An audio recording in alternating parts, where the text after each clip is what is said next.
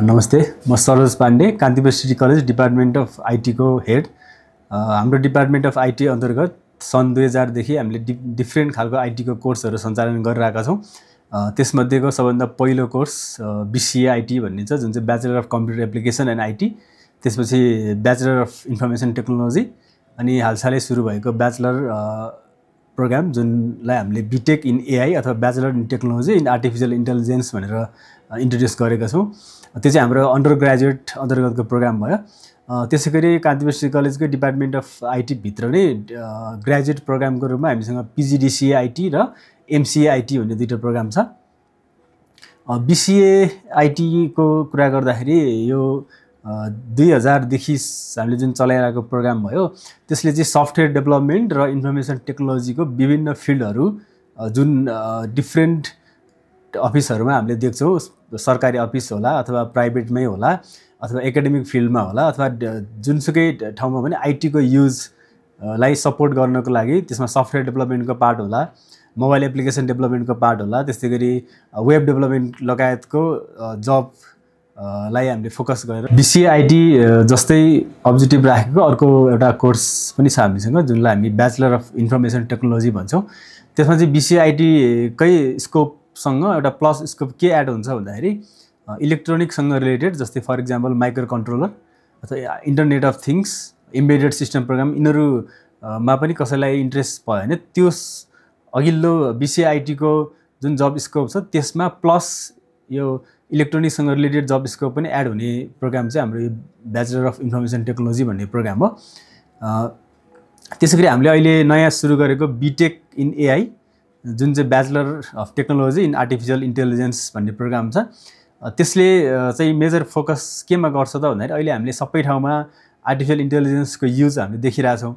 र artificial इन्टेलिजेन्सको use मात्र गरेर भएन, त्यसलाई युज गर्न सक्ने बनाउनको लागि पहिला त्योसँग रिलेटेड सिस्टम पनि डेभलप हुनु पऱ्यो। त्यो सिस्टम डेभलपमेन्टलाई फोकस गरेर आर्टिफिसियल इन्टेलिजेन्स बेस्ड वर्क स्टेसनहरूमा चाहिने म्यान पावर बिल्डअप गर्नको लागि हामीसँग यो कोर्स जस्ट इन्ट्रोड्युस गरेको छौँ, जसले चाहिँ आर्टिफिसियल इन्टेलिजेन्सकै जब स्कोपलाई मेजर फोकस गर्छ। जस्तै मेसिन लर्निङसँग रिलेटेड होला अथवा नेचुरल ल्याङ्ग्वेज प्रोसेसिङसँग रिलेटेड, रोबोटिक्ससँग रिलेटेड अथवा डेटा साइन्ससँग रिलेटेड, जुन हाम्रो अहिलेको एकदमै राम्रो वर्ल्ड वाइडै राम्रो स्कोप भएको सब्जेक्ट पनि हो। त्यो सबै आर्टिफिसियल इन्टेलिजेन्सकै फिल्ड भएको रिजनले त्यसलाई मेजर फोकस गरेर इन्ट्रोड्युस भएको बीटेक इन एआई पनि एउटा आइटी इन्थुजियास्टहरूको लागि एकदमै राम्रो कोर्स हुनसक्छ। त्यसै गरी हामीले अन्डर ग्रेजुएट पछि अब ग्रेजुएट प्रोग्राममा चाहिँ यदि कसैले ब्याचलर कुनै अर्कै फ्याकल्टीमा गरेको छ र उसलाई चाहिँ आइटी फ्याकल्टीमा स्विच गर्न मन छ भनेदेखि पिजिडिसिए आइटी भन्ने पनि कोर्स छ, जुन कोर्स भनेको post graduate diploma in computer application and IT. त्यसले चाहिँ के गर्छ भन्दाखेरि मैले ब्याचलर चाहिँ अर्को कुनै फ्याकल्टी, फर इक्जाम्पल म्यानेजमेन्ट फ्याकल्टीमा गरेँ, तर म चाहिँ मास्टर्स चाहिँ आइटीमा गर्न चाहन्छु भनेदेखि मलाई एउटा ब्रिज चाहियो, जुन ब्रिज चाहिँ यो 1 इयर पिजिडिसिए आइटी भन्ने कोर्सले फुलफिल गर्छ। त्यसमा आइटीको बेसिक कुराहरू 1 वर्षमा हामीले पढ्छौँ। त्यसै गरी अब मास्टर्स प्रोग्रामको लागि चाहिँ हामीसँग एउटा एमसिए आइटी भन्ने कोर्स छ, जुन चाहिँ masters of computer application and information technology भन्ने भयो। त्यसले त्यो भनेको आइटीको मास्टर्स कोर्स अथवा ग्रेजुएट लेभलको कोर्स हो, जुनमा चाहिँ जस्तै आइटीमा मैले काम गरिरहेको त हुन्छ, तर आइटी काम गर्दा गर्दै मैले डिफ्रेन्ट ठाउँमा आइटीको डिग्री पनि रिक्वायर्ड हुन्छ, जुन डिग्री रिक्वायरमेन्टलाई पनि यसले फुलफिल गर्यो।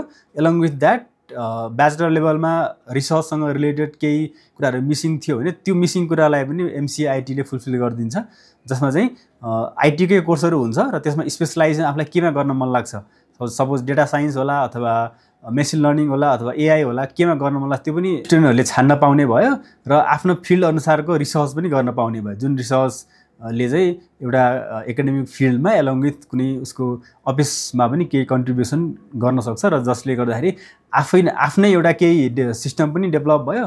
त्यो सँगसँगै आफूले गरेको रिसर्चको बेसमा अरू कसैले त्यसलाई कन्टिन्युएसन गर्न सक्ने इन्भाइरोमेन्ट पनि हामीले दिने गर्छौँ। कान्ति युनिभर्सिटी कलेजको डिपार्टमेन्ट अफ आइटी अन्तर्गतको अन्डर ग्रेजुएट र ग्रेजुएटको मैले 5वटा प्रोग्रामको बारेमा भने, यदि कसैलाई यो प्रोग्रामहरूमा इन्ट्रेस्ट छ स्टडी गर्न भनेदेखि कलेजमा कन्ट्याक्ट गर्न सक्नुहुन्छ। अहिलेलाई धन्यवाद।